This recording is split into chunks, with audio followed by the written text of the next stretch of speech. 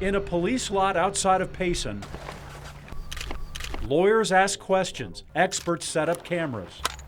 After 5 months, they're inspecting what's left of this Ford Escape. What's revealed under the hood could lead to action against one of the world's largest car makers, affect hundreds of thousands of drivers, and could explain what happened just a few miles away. She cannot stop. She can't stop. It's just accelerating. When 17-year-old Sage Bloom's car sped out of control and her mother desperately called 911. Oh my God. Oh my God. What do I do with her? January 27th, with her mom Jamie following behind, Sage is driving her new car for the first time when something goes wrong. As you see, surveillance cameras caught the Escape speeding by. The police report shows scratch marks right of the accelerator. Sage must have used some force to make those marks, but the car wouldn't stop. Oh my God, she's gonna wreck. She's gonna wreck. Oh my God. Sage's dad, Ryan Bloom, checked out the car and okayed it just days earlier. Now he's faced with the worst thing a father can hear. You know when that time stops and you just think, please just, God, let her be okay. His oldest daughter did avoid injuring anyone except herself. Her body was thrown from the car. Sage Bloom died hours later. I just sit and think, I wish I could just see her again. The ABC 15 investigators discovered Ford issued a safety recall involving the accelerator cable on 2002 to 2004 Escapes, including Sage's car. Then we uncovered something Ford did not send to owners, and what some advocates say should have prompted a second recall. It's a warning sent to dealers 10 months after the recall, showing how mechanics could be making an incorrect repair. By the time dealers got the corrected instructions, Ford's own records show more than 300,000 of the Escapes had already been fixed, including the Escape Sage was driving. We showed Ryan Bloom and his attorneys what we found. There's the correct way, and there's the incorrect way. Wow. And now you're seeing it.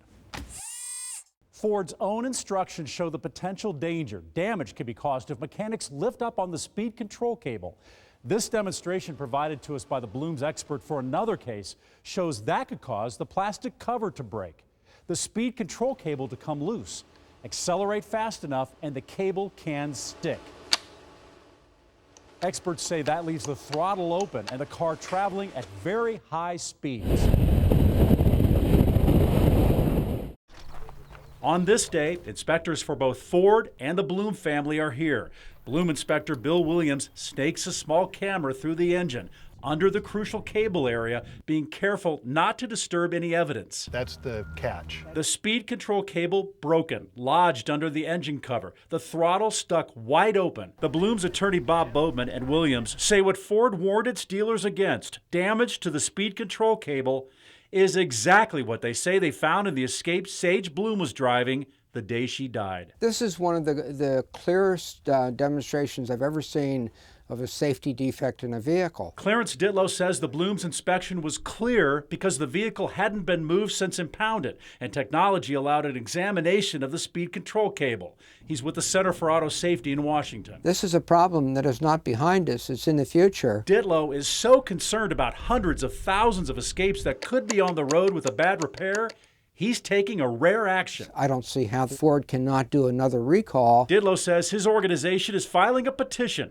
based on Sage's accident, pushing NHTSA to force Ford to issue a second recall on the affected Escapes. Ford's attorneys didn't want our cameras at the scene, and their inspector didn't comment. Previously, Ford told the ABC 15 investigators it's committed to informing customers when any issues arise involving vehicle safety. And if you take your Escape in for service, the company says all service actions and updates like this one remain in the Ford dealer system indefinitely, allowing dealers to check on recommended repairs. Ford had no comment about the Escape's inspection. But Joan Claybrook, a former head of NHTSA, thinks the automakers should have to give some answers to the federal government for not sending owners a second notice. They didn't warn them properly because they never sent the letter that they sent to NHTSA and to their dealers. They never sent that letter to the consumer. If Ford is found to have violated the NHTSA statute for failure to recall, she believes Ford could be subject to civil fines, and she can't understand why that second notice wasn't issued. I'm just outraged that Ford would behave this way. I know that there's more out there that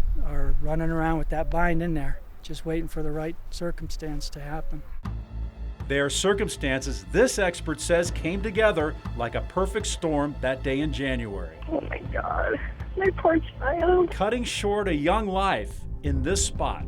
Now only a cross is left here to keep her memory and the memory of her death alive. Oh my God, she's gonna wreck. She's gonna wreck. Oh my God.